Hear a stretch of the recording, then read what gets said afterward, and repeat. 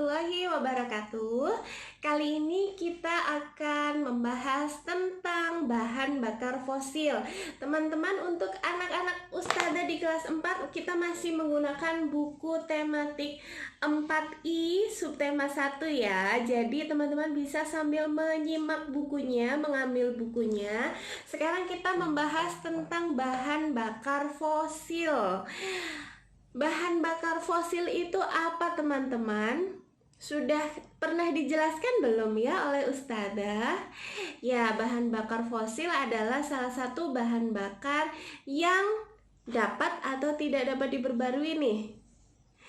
Ya, tentu saja bahan bakar fosil adalah bahan bakar yang tidak dapat diperbarui.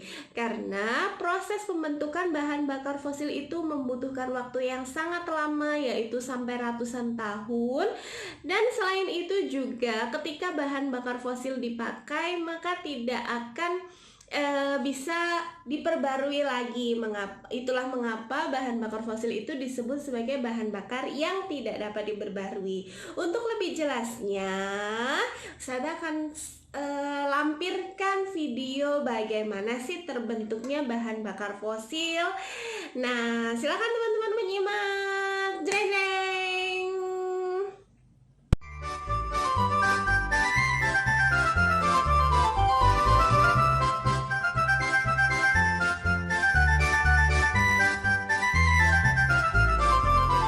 Proses terjadinya minyak bumi. Halo semuanya, namaku Tika. Kita akan mempelajari tentang terjadinya minyak bumi. Sekarang ikuti aku ya.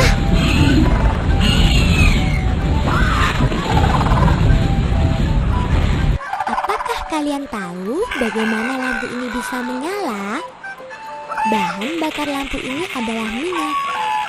Sekarang ikuti aku yuk, kita belajar bagaimana proses minyak terbentuk. Baiklah, kini kita akan memasuki lapisan-lapisan tanah. Untuk mengetahui proses dari fosil menjadi minyak bumi, yuk kita gali. 500 juta tahun yang lalu, tumbuhan dan hewan yang hidup pada masa purba mati terkubur di dasar lautan atau di dalam tanah. Lalu tertimbun pasir dan lumpur. 300 juta tahun kemudian terbentuk lapisan yang kaya zat organik, yang akhirnya menjadi batuan endapan. Bakteri mengurai batuan endapan menjadi material yang kaya hidrogen dan karbon. Ini merupakan bahan dasar minyak bumi. Proses ini berlangsung terus-menerus. Satu lapisan menutup lapisan sebelumnya. Tekanan dan suhu yang semakin tinggi dari lapisan bebatuan di atasnya mengubahnya menjadi minyak bumi dan gas alam. Jadi sekarang kalian tahu bagaimana minyak bumi terbentuk dan membuat lampu ini menyala. Sumber energi ini tidak dapat diperbarui, jadi kita harus berhemat ya. Aduh!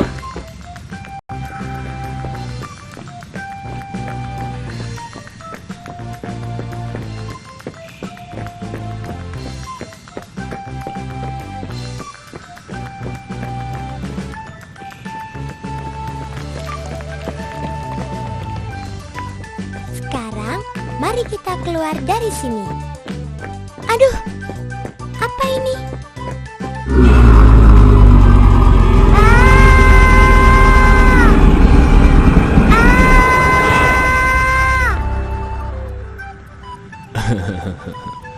Jangan takut Tika, itu adalah sarkofagus, benda zaman prasejarah yang kita temukan saat menggali. Oh, ternyata Pak Rusdi. Terima kasih Pak. Ayo, aku antar kamu keluar. Sarkofagus itu apa sih Pak? Sarkofagus adalah peti untuk menyimpan mayat pimpinan pada zaman prasejarah yang terbuat dari batu. Ada juga arca patung yang terbuat dari batu besar yang berbentuk manusia atau hewan yang melambangkan nenek moyang.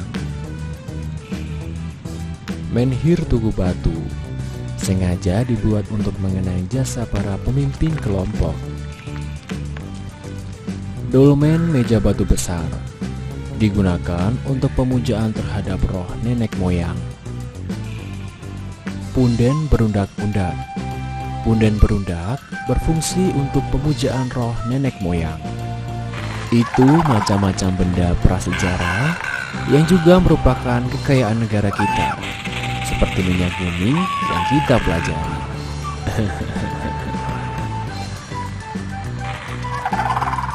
Terima kasih banyak Pak Rusdi. Sampai ketemu lagi ya. Nah teman-teman, hari ini kita sudah belajar banyak tentang sumber energi. Kita harus berhemat, jaga kekayaan negara kita ya, seperti para pahlawan yang berjasa mempertahankannya. Nah, Tika pulang dulu ya.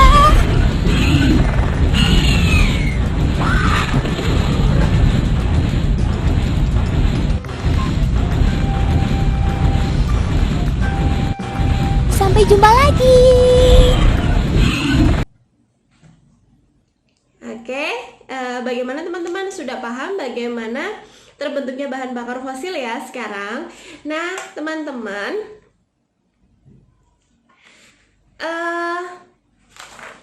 Ustazah juga akan membahas tentang apa sih kelebihan dan kekurangan dari bahan bakar fosil. Kenapa sampai sekarang di negara kita sendiri masih terutama masih menggunakan bahan bakar fosil sebagai energi utama, salah satu energi utama di negara kita, yaitu karena tentunya mempunyai kelebihan dan mempunyai kelebihannya teman-teman, makanya kita masih tetap menggunakannya.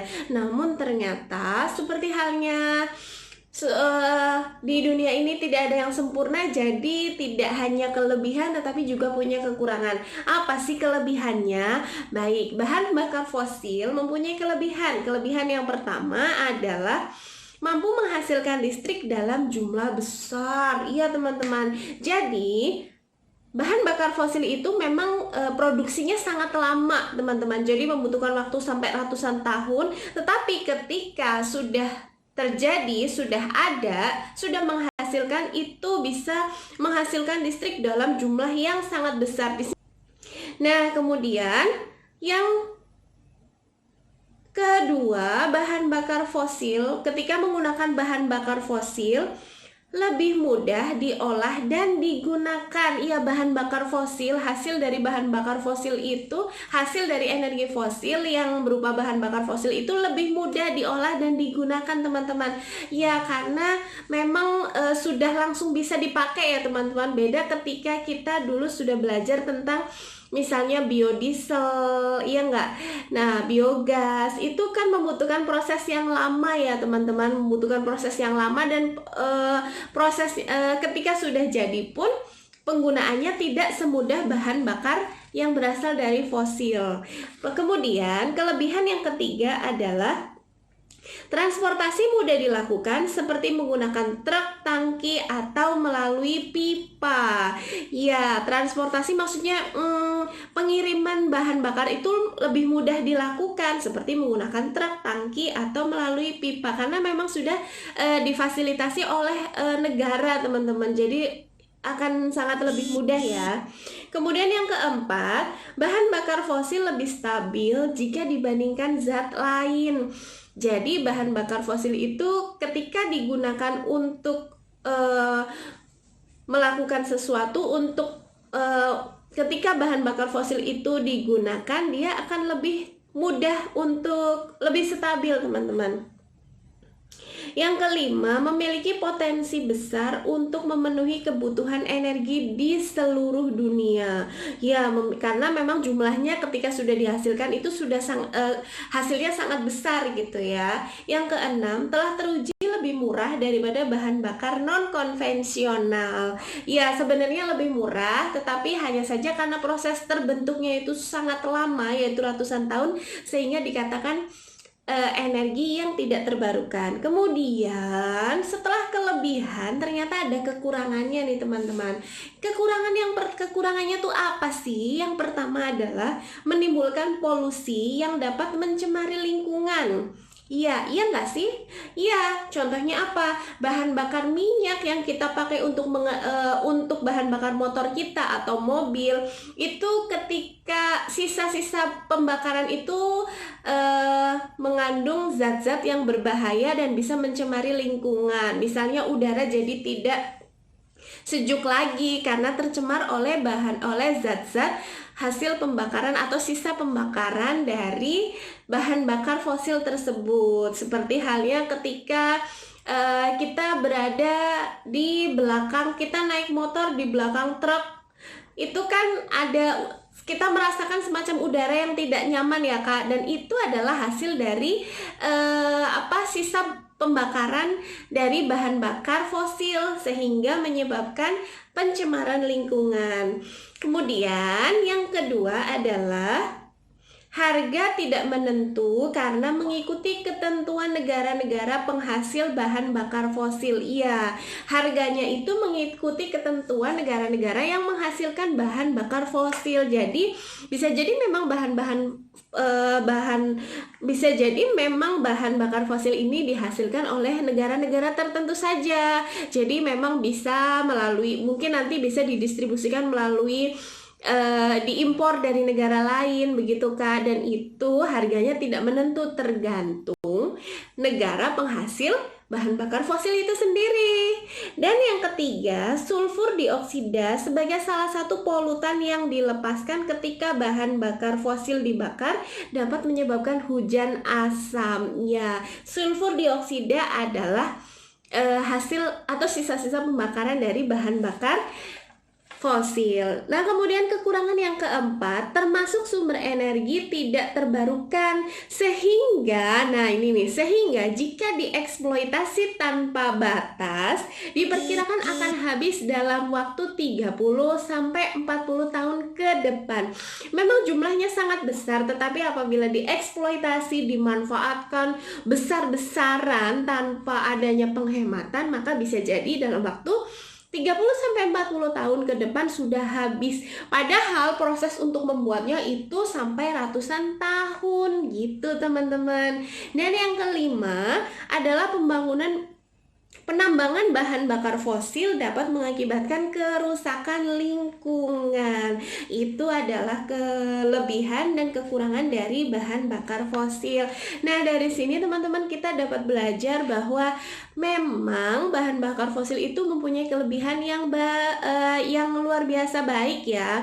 Tetapi ternyata bahan bakar fosil juga mempunyai kekurangan-kekurangan. Oleh karena itu kita bisa menyikapi setiap kekurangan-kekurangan itu dengan baik. Contohnya, karena jika bahan bakar fosil ini dieksploitasi berlebihan, itu bisa habis selama 30 atau 40 tahun. Jadi, sebaiknya kita berhemat energi atau berhemat bagaimana caranya agar kita tidak terlalu mengeluarkan bahan bakar fosil berlebihan. Begitu teman-teman. Kemudian karena kita banyak memanfaatkan bahan bakar fosil dan kita tahu bahwa itu menyebabkan pencemaran lingkungan, maka alangkah baiknya kita bisa melakukannya, kita bisa menyikapinya dengan melakukan penghijauan misalnya. Karena dengan melakukan penghijauan tentunya polusi udara akan terkurangi Kak, iya enggak? Nah, begitu teman-teman. Jadi itu adalah pembahasan tentang bahan bakar fosil. Nah, selanjutnya teman-teman, Indonesia adalah negara yang kaya akan sumber daya alam, sumber daya manusianya juga. Nah, lalu sebaiknya apa sih yang dilakukan oleh kita sebagai pengguna atau seseorang yang memanfaatkan sumber daya alam itu? Kita tentunya mempunyai kewajiban di atasnya ya Kak. Apa aja sih kewajiban kita? Nah, mungkin boleh kita pikirkan bersama-sama ya, kira-kira apa sih kewajiban kita sebagai bangsa Indonesia dalam melestarikan kekayaan alam yang ada di Indonesia. Oke, contoh 1. Ya, contohnya sebagai bangsa yang baik, kita mempunyai kewajiban untuk merawat lingkungan. Iya nggak? Maaf. Terus kemudian yang kedua adalah menghemat bahan bakar. Menghemat penggunaan bahan bakar itu juga adalah suatu kewajiban yang harus dilakukan oleh kita, Kak. Iya nggak sih? Kalau misalnya kita tidak menghematnya, karena bisa jadi bahan bakar yang tersedia bisa cepat habis. Nah, kewajiban yang berikutnya adalah membersihkan sampah dari lingkungan kita. Karena ketika lingkungan kita, lingkungan yang nyaman, lingkungan kita, lingkungan yang sebetulnya bagus, tapi ternyata banyak sampah yang berserakan, apakah kita akan nyaman, Kak? Tentunya tidak ya. Oleh karena itu, membersihkan sampah merupakan salah satu kewajiban yang harus kita lakukan. Selain itu, dalam Islam memang ada hadisnya. Ini diatur dalam Islam, yaitu hadis tentang kebersihan, yaitu at-tahuru syatrul iman. Kebersihan adalah sebagian dari iman. Oleh karena itu, membersihkan sampah juga merupakan bagian dari realisasi hadis ini, Kak, ya kan? Kita bisa membersihkan sampah dengan mengelompokkan sampah organik dan sampah non-organik, ya kan? Masih ingat, Kak, apa saja sih sampah organik dan anorganik? Insya Allah teman-teman semuanya masih ingat ya. Kemudian kewajiban yang berikutnya adalah melakukan reboisasi atau penghijauan. Ini sebelumnya sudah saya bahas. Jadi ketika kita melakukan reboisasi atau penghijauan, maka insya Allah lingkungan kita yang tercemar akan segera baik. Iya nggak, Kak? Itu bisa memperbaiki lingkungan kita yang tercemar. Kemudian kita juga bisa mencegah berbagai bencana alam seperti tanah longsor, banjir. Itu juga bisa dicegah dengan melakukan usaha penghijauan atau reboisasi. Iya nggak, Kak? Iya dong. Terus kemudian yang ketiga adalah mengurangi pencemaran atau polusi. Nah, betul nih. Jadi, salah satu kenapa sih kita harus menghemat bahan bakar? Juga salah satu alasannya bukan hanya karena bahan bakar itu akan habis, tetapi itu juga bermanfaat untuk mengurangi pencemaran atau polusi. Iya, ketika kita tidak banyak menggunakan bahan bakar fosil misalnya, ya otomatis pencemaran juga tidak akan sebanyak ketika kita boros dalam menggunakan bahan bakar. Ya nggak sih? Iya dong. Nah, kemudian kewajiban yang berikutnya adalah membangun rumah atau gedung yang ramah lingkungan. Contoh nih, ramah lingkungan tuh maksudnya apa sih? Ramah lingkungan itu maksudnya yang tidak menimbulkan kerusakan untuk lingkungan. Contoh nih ya, dewasa ini banyak orang yang membangun seperti akses masuknya air, meresapnya air ke dalam tanah. Orang-orang itu banyak menjadikannya sebagai membangunnya dengan beton. Jadi semuanya ditutup, Kak. Jadi nggak ada akses air meresap ke dalam tanah, dan itu tentunya bisa menyebabkan kerusakan lingkungan ya, seperti banjir. Ya nggak sih? Kenapa sih bisa terjadi banjir? Karena airnya itu tidak bisa meresap ke dalam tanah, Kak.